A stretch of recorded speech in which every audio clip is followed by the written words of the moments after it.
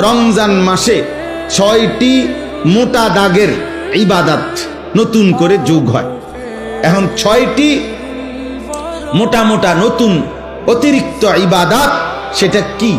1 number রোজা, 2 number তারাবি, 3 number ইফতার, 4 number sehri, ওই যে শেষ রাত্রে যে খায় সাহারি, 5 নাম্বার এতেকাফ, 6 নাম্বার শবে কদর। এই কয়টা হলো? 6টা। এই 6টা বিষয় নতুন অ্যাড হয় রমজান মাস।